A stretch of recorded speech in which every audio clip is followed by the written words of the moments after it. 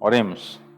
Senhor nosso Deus e Pai amado, muito obrigado pela bondade do Senhor em nossas vidas. Te agradecemos, ó Pai, pela Tua misericórdia sobre nós. Agradecemos pelo privilégio que nos deu de podermos Te louvar, acalmando o nosso espírito, ó Pai, para receber da Tua palavra. Pedimos agora pela meditação em Tua Santa Palavra, a iluminação do Teu Santo Espírito sobre a vida de cada um, para que todos possam compreender e praticar a Tua Santa Palavra, para a glória do Teu Santo nome, ó Pai. Oramos agradecidos em nome do Teu Filho amado, nosso Senhor e Salvador, Jesus Cristo. Amém. Pois bem, irmãos, nós estamos fazendo estudo expositivo no livro de Mateus, como os irmãos já sabem. Estudo expositivo, para quem não lembra, é um estudo onde nós vamos estudando todo um livro da Bíblia, né? Escolhemos um livro e vamos estudando todos os capítulos. E hoje nós vamos dar início aqui no capítulo 7 do livro de Mateus. Domingo passado concluímos aí o capítulo 6 e hoje daremos início ao capítulo 7. Então, estudo expositivo por quê? Porque nós vamos expondo a Bíblia, né? Assim, na sequência daquele livro, certo? É diferente de um estudo temático, nós escolhemos um tema e vamos montando ali a mensagem de acordo com o tema. Aqui não é um estudo temático, é um estudo expositivo. Só um breve comentário, né, sobre esses dois tipos de estudo. Todos dois são muito importantes, tanto o temático quanto o expositivo. O temático, de acordo com o que o Espírito Santo nos dirige, que a igreja está precisando ouvir determinado tema. Exemplo, criação de filhos. Estamos em um tempo muito difícil, né? Então podemos aqui acolá escolher esse tema, criação de filhos. E aí vamos procurar na Bíblia, né, vários textos que falam sobre isso. E aplicar às nossas vidas. Vida conjugal, um outro tema, né? Perdão, salvação e por aí vai. Então são temas que, quando o Espírito Santo nos dirige que a igreja está precisando de uma determinada mensagem, não que os irmãos estejam errados com relação ao tema que é tratado. Quando a gente fala de um determinado tema, não está dizendo que está julgando a igreja que a igreja está errada com relação a isso, não. É para fortalecer a igreja, para prevenir o erro, certo? Nós aqui trabalhamos muito nesse sentido, né, da prevenção do erro. Então é melhor nós ouvirmos, relembrarmos aquele mandamento do Senhor antes de errarmos, para que não caiamos no erro. Depois que erra, aí já é, entre aspas, tarde demais, porque cometeu o pecado, mas não tarde para se arrepender, né? Sempre, enquanto há vida, há tempo e oportunidade para se arrepender. Então esse estudo temático é muito importante, certo? E o estudo expositivo não deixa de ser importante. E ele é muito importante. Por quê? Porque nós vamos estudando todos os temas contidos naquele livro. Então todos os temas que o livro de Mateus vai abordar, nós vamos passar por todos eles. Então eu acho muito interessante e gosto bastante do estudo expositivo, né? Porque você vai pegar um panorama geral de todo aquele livro que está sendo estudado. E aí dentro vai trabalhar todos os temas daquele livro. É bem interessante. Eu gosto muito desse tipo de estudo também. Por isso que às vezes eu trago, né, o expositivo, às vezes o temático, para também a igreja não ficar assim enjoada, né, de ouvir só um tipo de estudo. Então às vezes eu fico mesclando aí, tá bom? Então Mateus capítulo 7... vamos observar o que diz a palavra do Senhor. Não julgueis para que não sejais julgados. É muito interessante essa questão de julgar, porque não está dizendo que nós não podemos julgar. Irmão, então não estou entendendo, né? Porque ele está dizendo não julgueis, né? E como é que você está dizendo que não é que a gente pode julgar, né? Entenda, quando ele diz não julgueis para que não sejais julgados, é com o critério errado. Você julgar com o critério errado. Porque mais na frente, nesse próprio capítulo, vai falar sobre os falsos profetas. E diz que nós podemos julgar, entre aspas. Julgar em que sentido? Identificar os falsos profetas para sabermos quem são esses falsos. Não para denegrirmos a imagem deles. Que aí seria o critério errado de julgar. Identifiquei um falso profeta, então vou detonar a imagem dele. Não, não é para isso. Aí está errado. Mas é julgar no sentido de entender que são falsos profetas e que eu não devo dar ouvidos à sua mensagem. Certo? Então tem que ficar bastante atento com relação a isso. Não é que eu não posso analisar as coisas. Então não posso analisar o que é certo, o que é errado, que eu não posso julgar? Cuidado, não é nesse sentido que a Bíblia está querendo dizer não julgueis. Não julgueis com critério errado, né? Não julgueis com sentido de denegrir a imagem das pessoas, de estar apontando o erro dos outros. É nesse sentido que a gente não pode julgar. Mas julgar no sentido de identificar, né, de ser criterioso, de ter cuidado, de ouvir, de quem eu vou ouvir a mensagem da palavra de Deus, onde eu vou ouvir a mensagem da palavra, isso eu tenho que julgar. Qual igreja eu vou congregar para ouvir a palavra de Deus? Eu tenho que fazer um julgamento, né?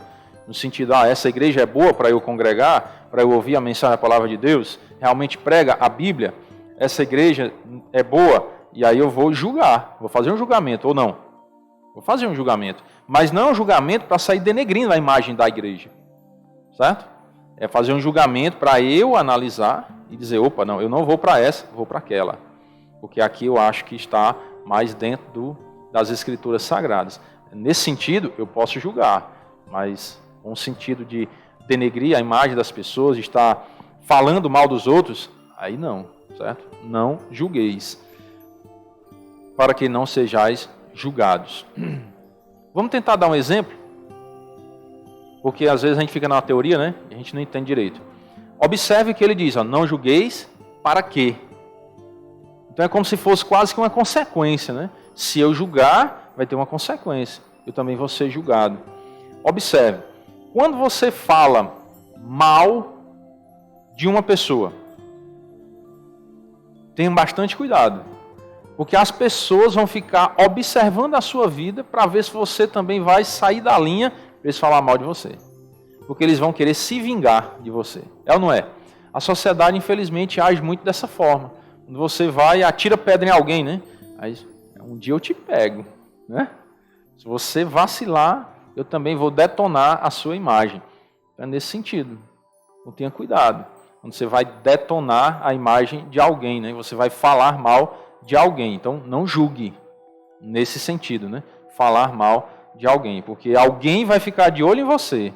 E na hora que você pisar fora da linha, eles também vão falar mal de você. Então não julgueis para que não sejais julgado.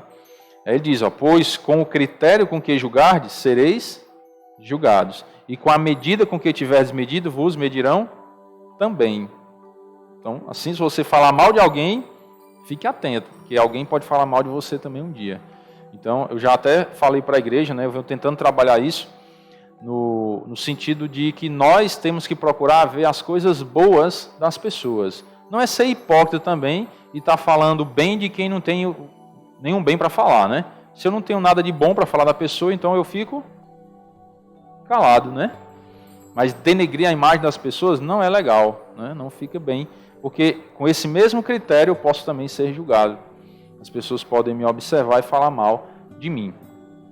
E se eu fico calado diante do erro dos outros, não que eu vou me omitir de dizer a verdade, não é isso, né? Não é ser covarde e quando precisar falar a verdade eu ficar calado, não é isso que eu estou dizendo, certo? Não é isso. Mas vocês vão pedir sabedoria a Deus e vão entender o momento certo em que você deve falar e o momento em que você deve ficar em silêncio, tá bom? Se estão lá falando mal de uma pessoa, você vai chegar e vai falar mal também dela? Não. Fica calado, certo? Vai ser mais difícil dessas pessoas falarem mal de você. E, rapaz, me falar mal o quê? O rapaz nunca nos agrediu verbalmente, né? Nunca falou mal de nós, então vou falar mal de quê? Dele. Deixa ele quieto lá, né? Às vezes as próprias pessoas vão te defender nesse sentido. Então, ter um certo cuidado, né? Tem que ter uma cautela. E quando precisar falar a verdade, nós temos que estar dispostos também a falar a verdade. Mesmo que isso custe a nossa liberdade, né? O nosso próprio pescoço. Mas nós somos filhos de Deus e não somos covardes, né? Se precisar falar a verdade, você tem que falar a verdade também, né? Mas não com sentido de julgamento, de falar mal, de denegrir a imagem das pessoas. Mas para defender a verdade, sim, aí devemos falar. Por que vês tu o argueiro no olho de teu irmão, porém não reparas na trave que está no teu próprio? Você, às vezes, tem um problema maior na sua vida de pecado do que o irmão. E, às vezes, você quer omitir o seu erro, querendo ir lá ajudar o irmão, para que as pessoas te julguem como alguém bom e o seu erro fique encoberto. Cuidado. Trate primeiro da sua vida, né?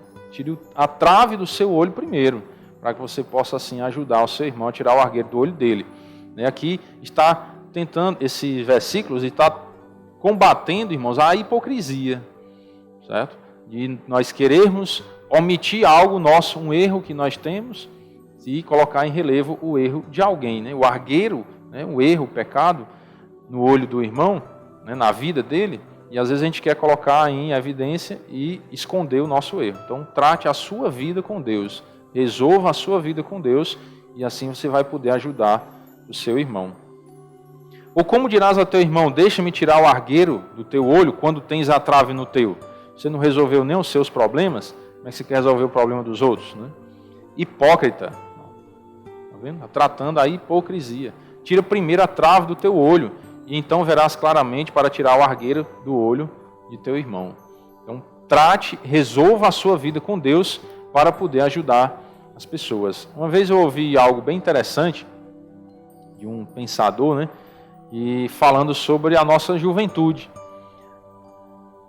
Os nossos jovens hoje, eles têm muito acesso, né, ao celular, e por esse motivo eles desprezam os mais velhos. Não todos, certo? Não todos. Mas alguns acabam desprezando os mais velhos, os conselhos, porque acham que porque tem um celular e tem acesso às informações ali, às vezes do mundo inteiro, sabem mais do que os outros. E às vezes querem resolver os problemas do mundo inteiro, mas não arrumam nem a sua cama depois que se levanta de manhã. Não sabe dobrar um lençol, mas vem com ideias revolucionárias para resolver os problemas do mundo, das guerras e por aí vai. Mas espera aí, você não sabe nem dobrar o seu lençol? Você não sabe estralar um ovo, né? Fazer um café? E você acha que tem solução para os problemas do mundo? Bem parecido aqui, ó. Cuidado com a hipocrisia. Você não consegue resolver nem os seus problemas. Como você acha que tem solução para os problemas do mundo? Então, cuide da sua vida primeiro, no sentido de resolver os problemas da sua vida. Quando você for uma pessoa resolvida, aí você está pronto para casar, né? Como diz a história. Certo? Você não conseguiu não se resolver ainda, como é que você quer resolver os problemas de outros? Como é que você está pronto para casar se você nem se resolveu, não é uma pessoa resolvida? Vai ser um problema. Porque quando você casa, você, além de resolver os seus, você tem que resolver do seu cônjuge. Às vezes o marido que chega, joga a toalha molhada em cima da cama, né? E aí a mulher tem que ir lá e resolver esse problema. Adianta brigar, né? Vai lá, pendura, né? Vai criar confusão por causa disso, né? Aí tem homem que chega em casa e sai soltando um sapato na sala, a meia na cozinha, a toalha no quarto, a camisa no varal lá não sei aonde, né? Vai viver brigando? Resolve o problema.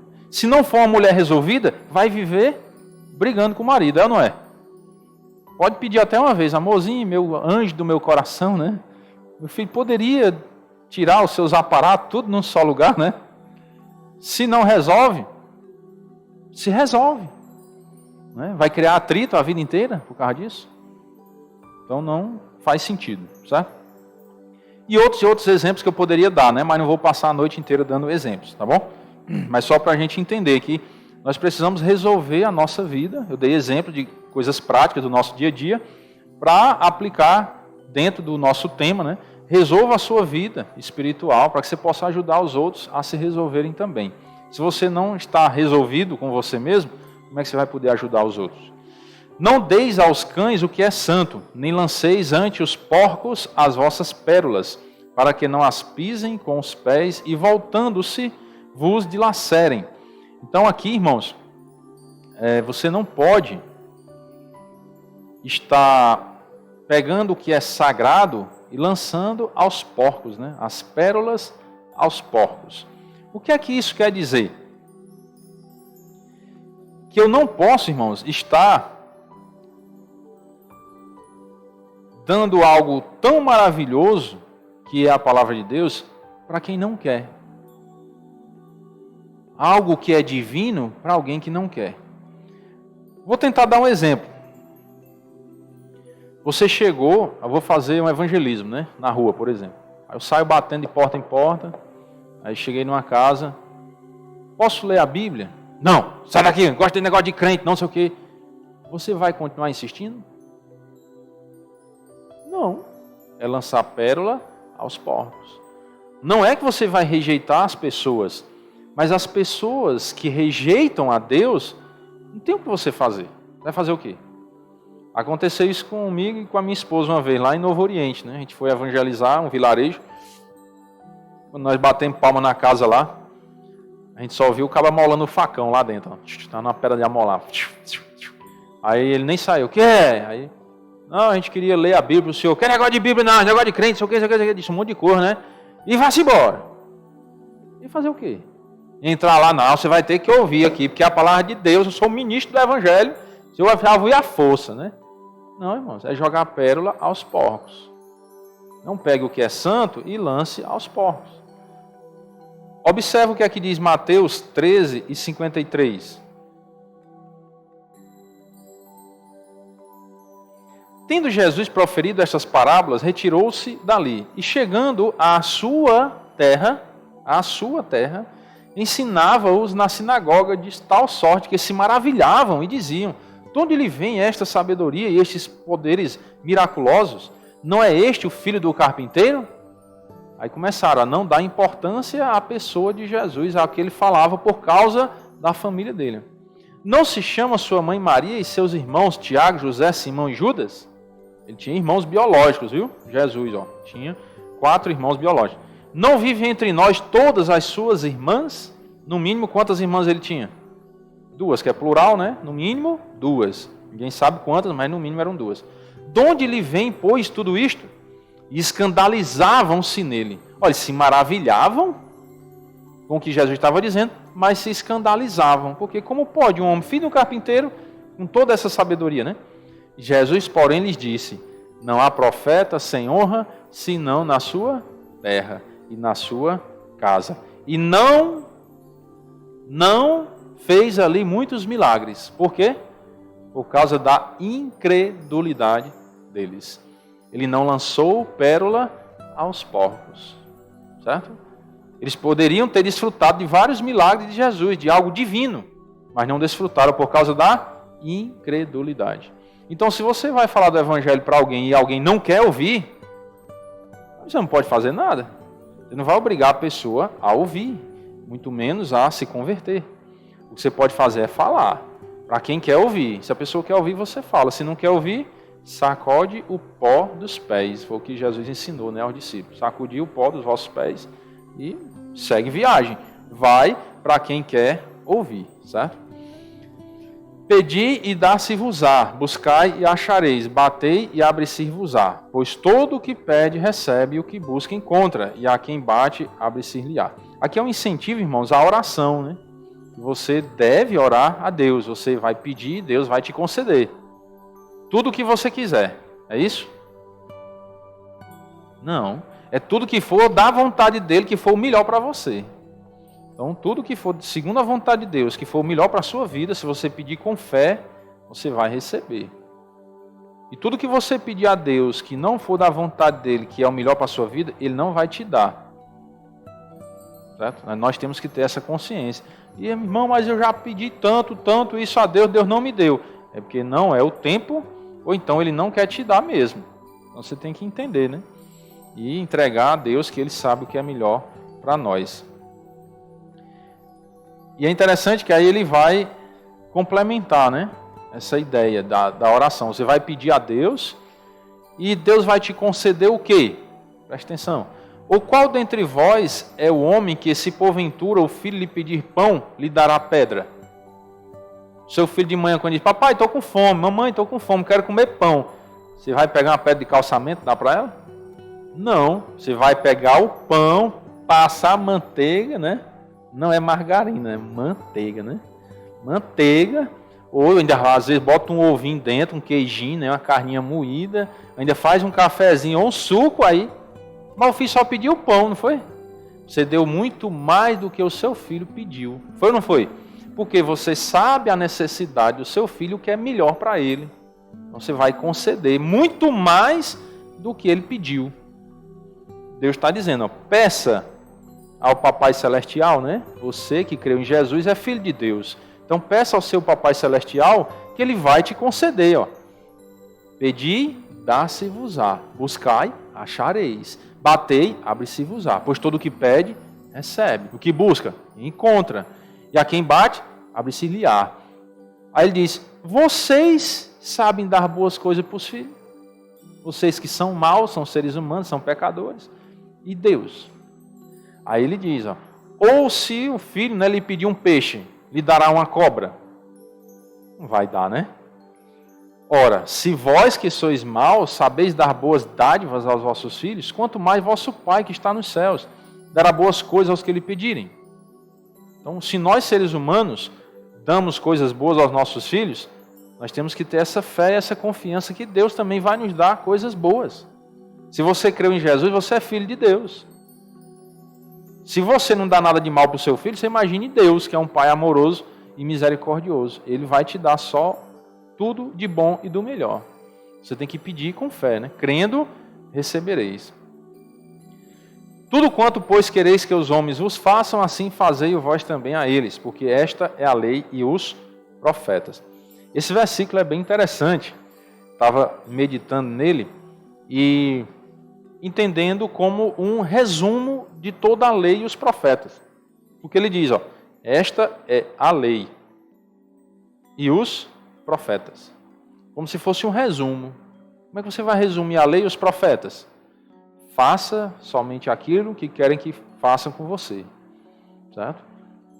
Quereis tudo quanto quereis que os homens vos façam. Assim fazei-o vós também a eles. Então, se você não quer que façam algo com você, não faça com os outros. Assim como você quer ser tratado, trate os outros. Não espere primeiro. Às vezes nós temos essa mania, né? Não, eu vou esperar que fulano de tal faça isso de bom comigo primeiro, para que eu possa retribuir e fazer também. Não espere. Faça a sua parte. Assim como quereis que os homens vos façam, espere eles fazerem. É assim que está dizendo? Não, fazei-o. Se você quer que alguém faça algo de bom com você, faça com os outros. Não espere, não. Faça a sua parte. Mas se o outro não fizer, problema dele, né? Não é seu, certo? O nosso é como nós lemos aqui, né? Poucos instantes. Temos que ser resolvidos. Se eu quero que a vida seja assim, né? Que as pessoas ajam dessa forma para comigo, eu tenho que agir para com os outros. Independente se eles vão fazer comigo ou não. Até porque nós não temos que esperar a recompensa dos homens.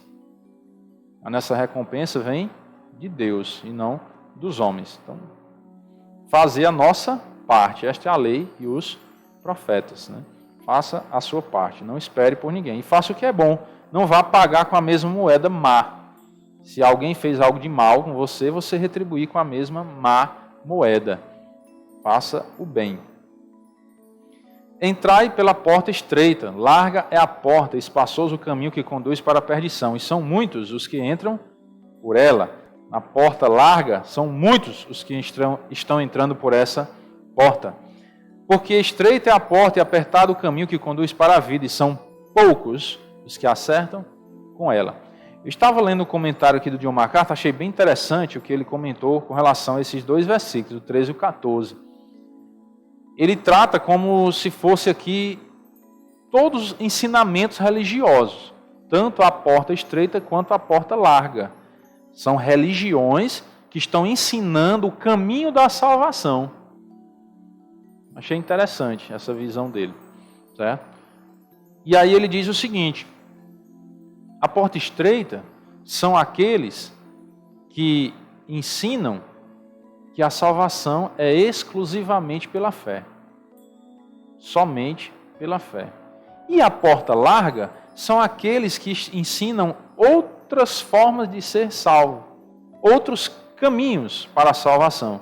As boas obras, a religião, os rituais, e genealogia, e por aí vai, né? E aí ele diz, estreita a porta, apertado o caminho que conduz para a vida. O caminho estreito, a portinha apertada, vai conduzir para a vida, a salvação. E o caminho espaçoso?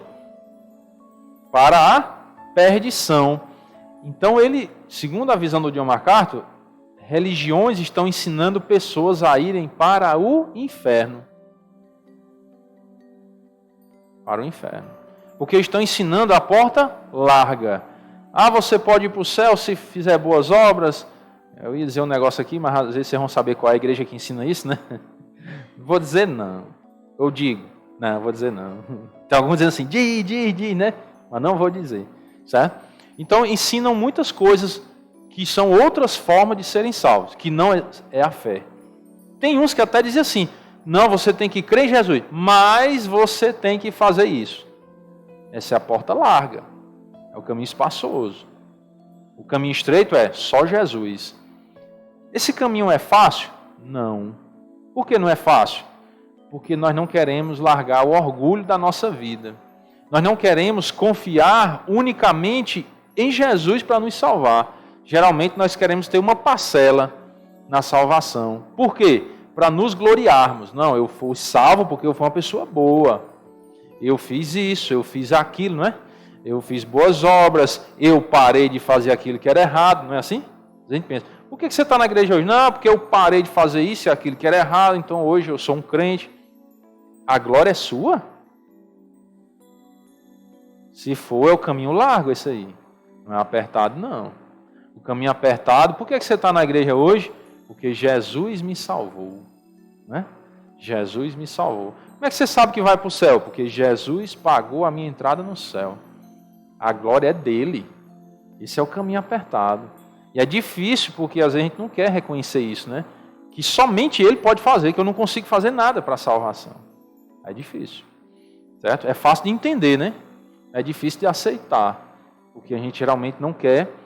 Nós não queremos nos rebaixar, né? E reconhecer que nós somos nada. Nós não queremos.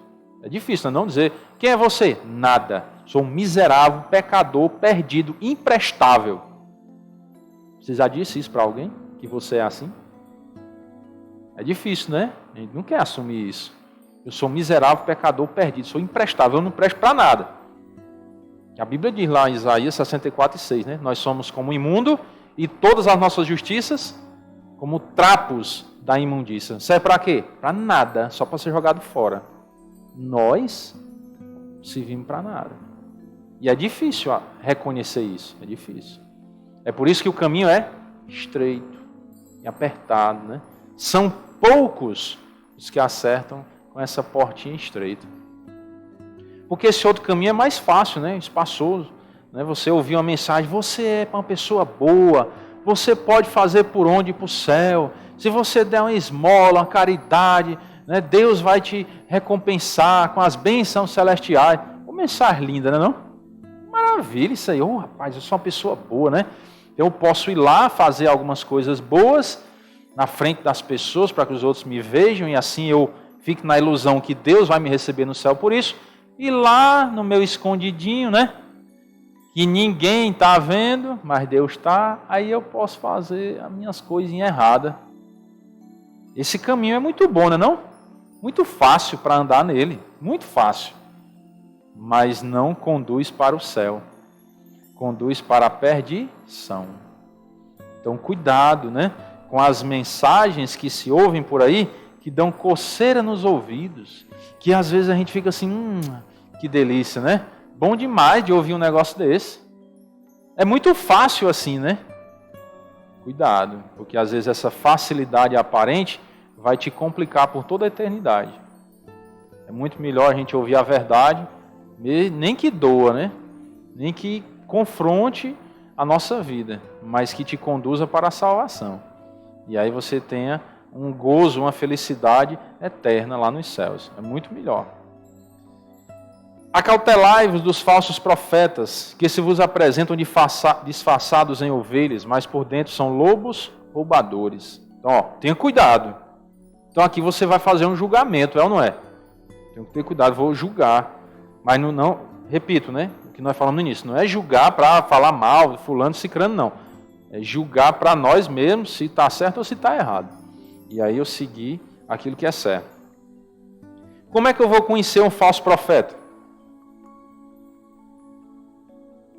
Como é que eu consigo conhecer um falso profeta? Pelos frutos, ó. Pelos seus frutos os conhecereis. De uma forma bem resumida. Tenha cuidado com as pessoas que andam ensinando esse caminho largo, espaçoso, que vai te conduzir para a perdição. Cuidado, porque esses são os falsos profetas. E aí, como é que eu vou saber que ele é um falso profeta? Ele está usando a Bíblia. Ele está lá dentro da igreja, falando a palavra de Deus, em nome de Jesus. Eu ordeno, né? Como é que eu vou conhecer? Pelos frutos. Pelos frutos os conhecereis. Colhem-se, porventura, uvas dos espinheiros ou figos dos abrolhos? Assim toda árvore boa produz bons frutos. Se é um profeta de Deus verdadeiro, ele vai produzir bons frutos. Porém, a árvore má produz frutos maus. Não pode a árvore boa produzir frutos maus, nem a árvore má produzir frutos bons. Toda árvore que não produz bom fruto é cortada e lançada aonde? No fogo. Fogo é símbolo de quê? De céu ou de inferno? Do inferno. Né? Perdição. Então, cuidado, porque esses falsos profetas, eles serão lançados no fogo. Se não se arrependerem, lógico, né? Se continuarem assim. A gente sabe que todo pecado tem perdão, só não tem a blasfêmia contra o Espírito Santo, que resumidamente nós aprendemos que a blasfêmia contra o Espírito Santo se resume em incredulidade, né? A incredulidade é a blasfêmia, né? Contra o Espírito Santo. Resumidamente, né? Lógico que a gente precisaria de todo um estudo para falar sobre isso, mas estou dando uma pincelada aqui para relembrar, tá bom? Então toda árvore que não produz bom fruto é cortada e lançada no fogo. Assim, pois, pelos seus frutos os conhecereis. Então você vai conhecer pela vida. Que frutos são esses? A vida, o testemunho dessa pessoa na sociedade, como é, certo? Você vai conhecer dessa forma. Já pensou eu sair daqui do culto? Ei, irmãos, boa noite, tchau, né? Até próximo final de semana. Fui. Aí vocês passam ali no centro, chega lá, eu tô, chapado, né? Até o talo. Comendo um churrasquinho, tomando uma cana.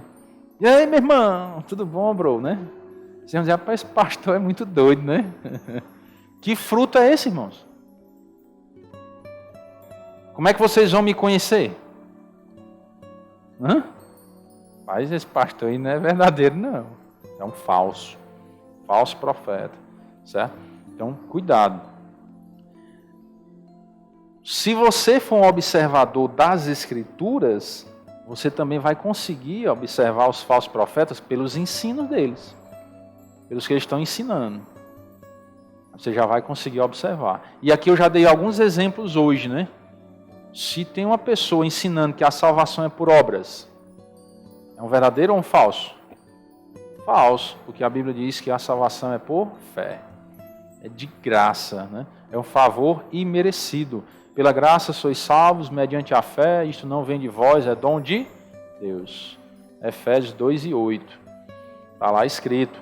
Então, você, pela mensagem de um falso profeta, se você tiver o conhecimento das Escrituras, você já consegue identificar se ele é um falso profeta ou não.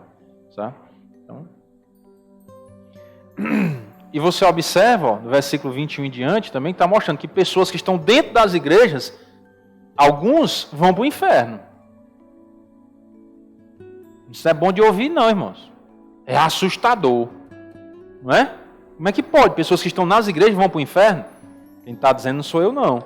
Olha aí o que é que diz a partir do versículo 21. Nós já vimos aqui sobre os falsos. Esses falsos profetas, eles ensinam aonde? Nas igrejas. E eles vão ser lançados aonde?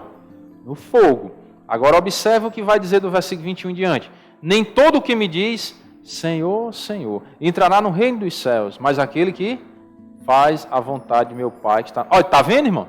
A salvação é por as obras. É por obras. Você tem que fazer a vontade do Pai.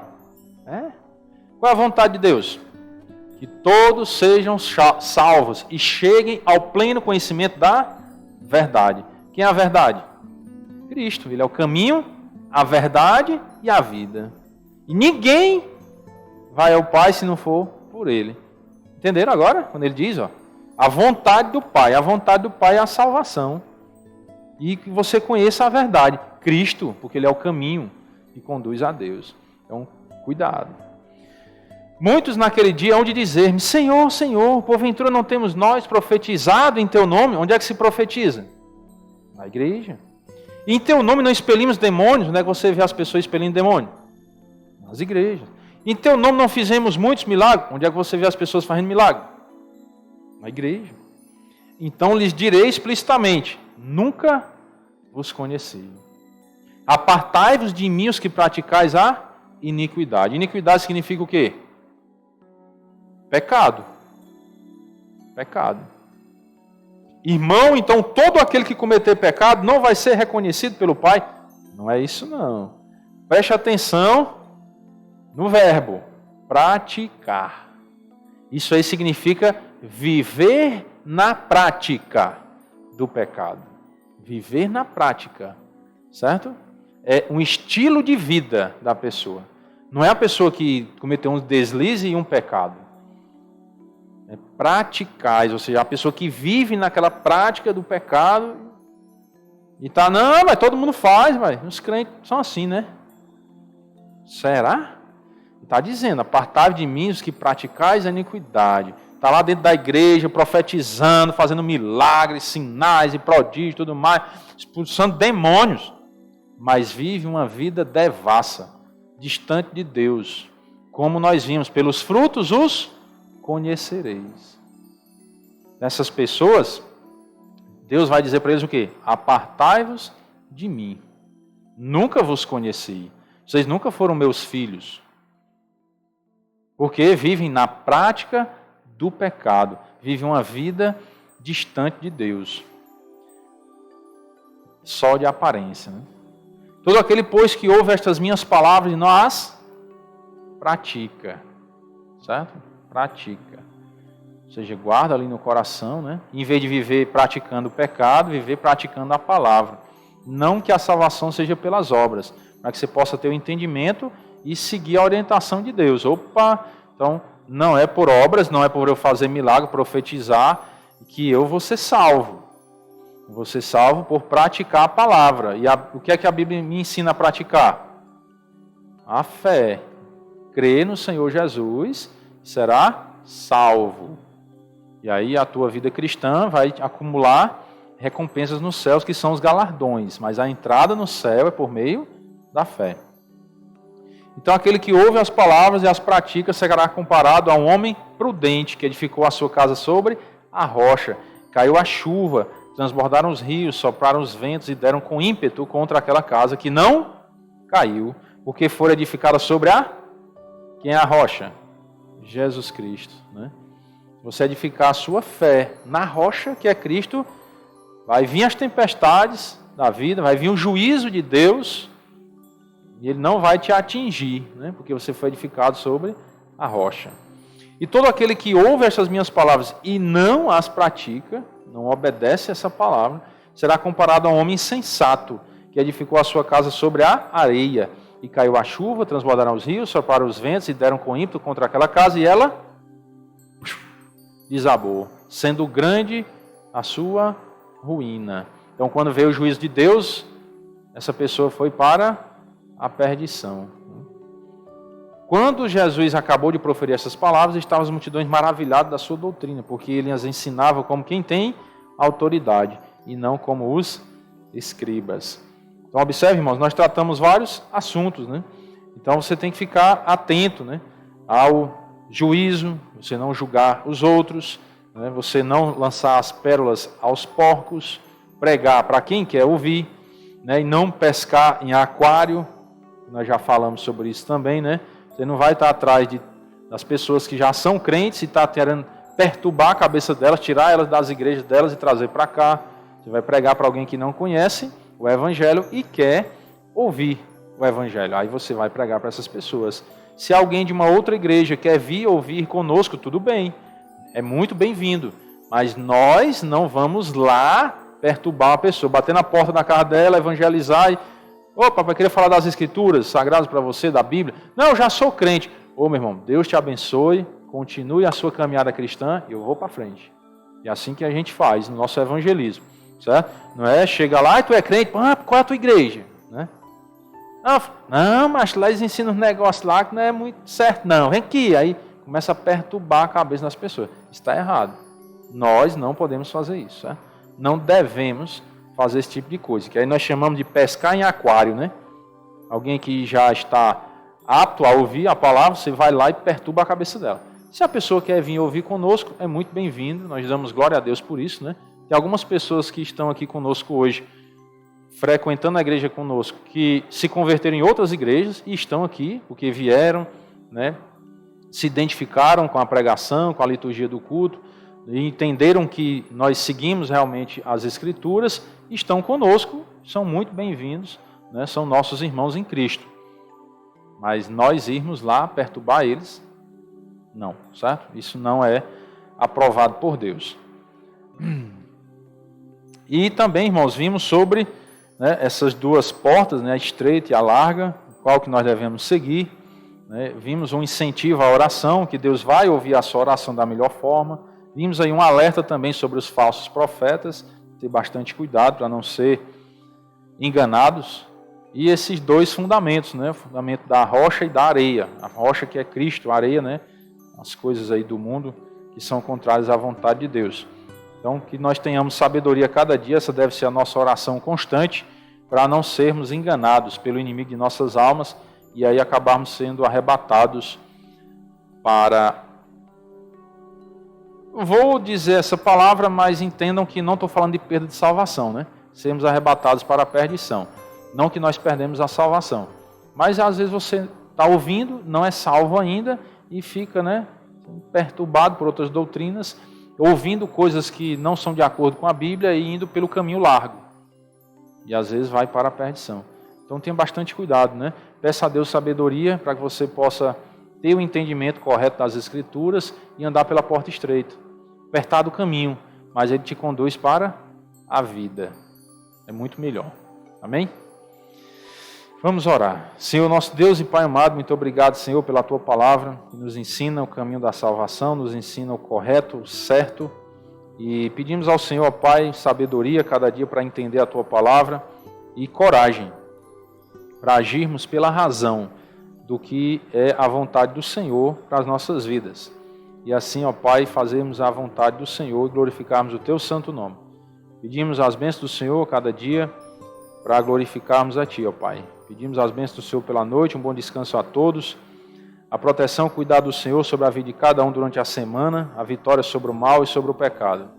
Entregamos nossas vidas em Tuas mãos, ó Pai, e oramos em nome do Teu Filho amado, nosso Senhor e Salvador, Jesus Cristo. Amém.